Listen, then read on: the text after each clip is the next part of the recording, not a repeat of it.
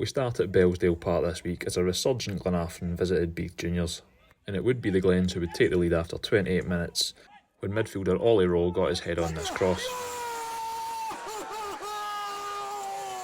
The visitors would hold their lead into the second half, and just 5 minutes before the hour mark, defender Ross Fisher would strike this shot low into the bottom corner, much to the delight of the Glenafton cameraman.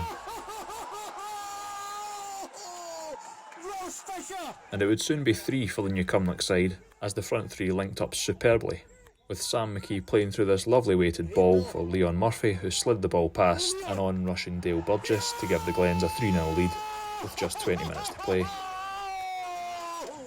A bad day at the office for Beath was nearly made worse as Glenafton went searching for a fourth, but couldn't convert on this effort.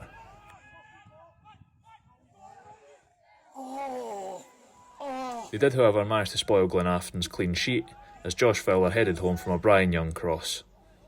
The Glens now unbeaten in 5, looking to make a late push to stay up in the Premier Division next season. Next we head to Home Park as the Bankies hosted Rutherglen Glencairn, with Liam McGonigal opening the scoring just close to the 9th minute with this superb free kick.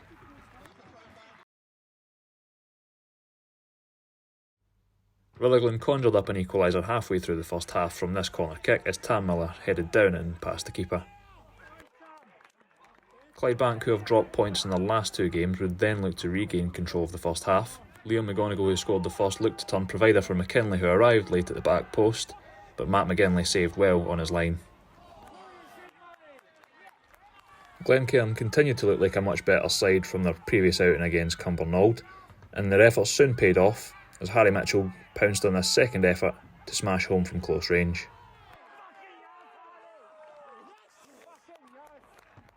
Their lead would last all of but 6 minutes, as Clydebank equalised from this free kick with Matt Niven thumping home a towering header.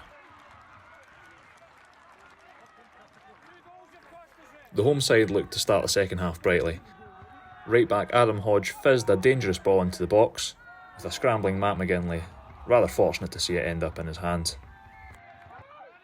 Once again though, Rutherglen looked to be dangerous on the counter. The slip up from Monroe allowed Harry Mitchell to attack the defence. Not one for a goalkeeper Jamie Dornley to look back on, but nonetheless a good finish from Harry Mitchell to give Rutherglen a 3-2 lead with 25 to play. The Glasgow Glens would have a golden opportunity just minutes later as defender Mick O'Byrne found himself a free header from 7 yards. Into the final few minutes, and Jack McIlveen played through a lovely ball after holding it up well, Paul Byrne doing the smart thing by bringing down the attacker, but in the process earning himself a red card. But the drama wasn't over there, as 10 men Clydebank struck back in the 97th minute to gain a point, with Joe Slattery firing home into the back of the net. The Bankies remain winless in 3, but for Rutherglen this will feel like a defeat, having led the game for the final half an hour and to lose it in the death. Another week, another trip to Guy's Meadow for the Buffs. This time they would be facing Cumbernauld United. The visitors looked to start the game with the same intensity that they did last week, however only found the side netting with this effort.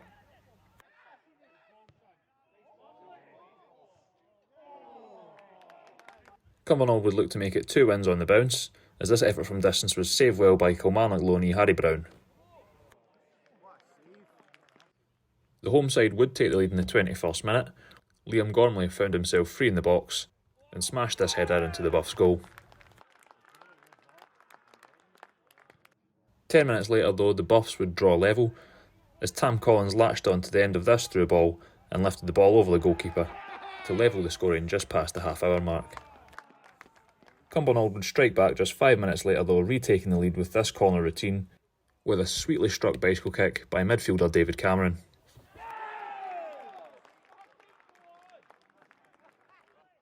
Ricky Hanvey would then draw level for the Buffs just 3 minutes from half-time by striking a low-driven shot to the keeper's near post.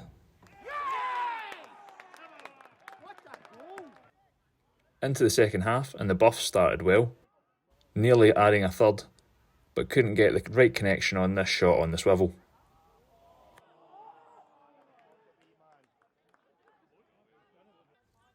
Then, just 10 minutes from time, Thomas Neal would keep himself onside, latch onto the through ball and hold off the co-winning defender to give Cumbernauld all 3 points at Guy's Meadow. Back-to-back wins for the Nauld as they look to climb the table. Next, we head to Townhead Park for Cumnock versus Bonnyton, but it was the boys from Town Home who started brightly. Ryan Walker with some tricky feet on the left wing, set up Taylor McIntyre, but who couldn't convert the cutback. He had another chance soon after, as the ball fell inside the box to Callum Walsh. Had it fallen to a striker, Bonnyton could have taken the lead. Cumnock finally started to work through the gears though, and soon had the ball in the net, courtesy of Jordan Moore. Goalkeeper Jamie Leach trying to play the sweeper-keeper role, but being caught out by the pacey striker. But after a word between the two officials, it was adjudged that Jordan Moore was slightly offside in the build-up. The former Bells Hill and Pollock man though would only have to wait 90 seconds to find the ball in the back of the net again, as former Meadowman Ryan Carnwath sent the ball back into the box and Jordan Moore lifted the ball over the goalkeeper. That's Moore's 10th league goal since joining the Knock halfway through the season. Cumnock nearly had a second as free kick specialist Andy McLaughlin cannoned one off the post. Bonnyton always looked dangerous on the counter-attack, and Taylor McIntyre found himself going down in the box, but earning himself a yellow card for going down too softly. Bonnyton once again started brightly with the second half, with former Hurlford Thistleman Eddie Aberlor nearly getting on the end of this one. The Knock found themselves on the wrong end of an offside decision many times during this game, with this one proving to be a bad decision from the linesman as Cumnock looked to double their lead.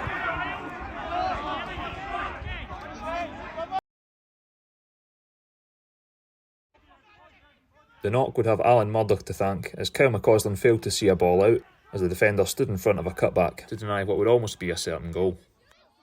Cumnock would have the ball in the net for a third time, but once again Jordan Moore failed to beat the offside trap.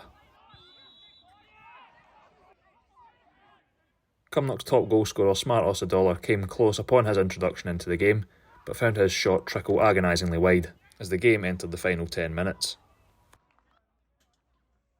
In what was almost a carbon copy of the game earlier in the season between the two sides, Bonnyton struck back late on with a long throw, with centre-back Callum Walsh heading home inside the 6-yard box. A good performance and a solid point for the Kilmarnock side, with the Knock having to wait another 2 weeks to bounce back from their Talbot win hangover. On to the game of the day now at Meadow Park, as the Meadow welcomed Kirkintilloch Rob Roy. Rob Roy looking dangerous early on, as this ball swung into the box, nearly found its way trickling into the far corner. The visitors would soon have the lead, as Mark Waters couldn't hold on to this header to give the Rabs the lead. It wouldn't take Meadow long to equalise, as Callum Graham rose quickest to head home.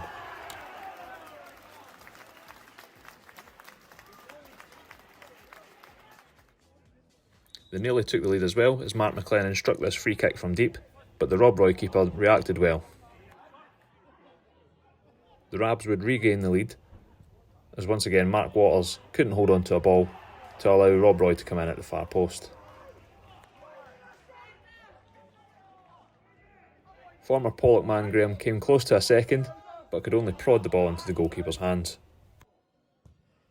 Target man Graham Boyd would win an aerial duel to equalise for the Meadow on the half-hour mark. However, the first half wasn't done yet, as a resilient Rob Roy smashed home a third goal to give them the lead going into half-time. The sixth goal of the game would come in the 53rd minute, as Graham Boyd once again put his head to good use.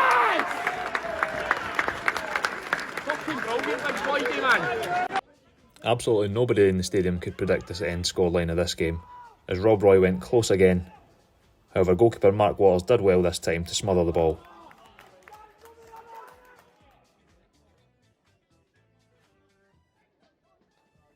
The visitors would soon have a penalty though, as the attacker was caught between two Meadow defenders, giving the referee no hesitation in pointing to the spot. And once again, Rob Roy found himself in the lead.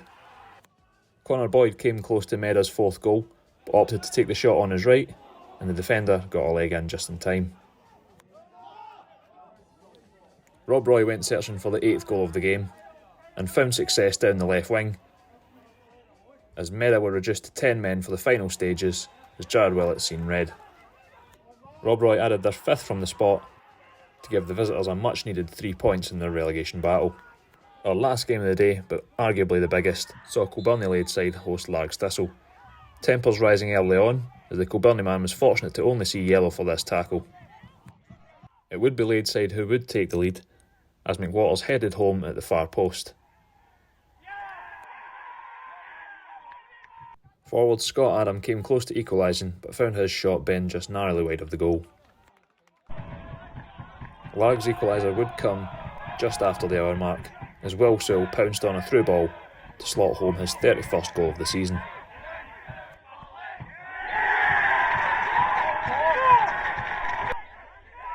And it would be sweet revenge for Thistle, as the man who went down early on the game to a horror tackle, Stuart Falls, would arrive at the back post to nod home a 94th minute winner for the visitors, and you can see exactly what it means to the fans and the coaches.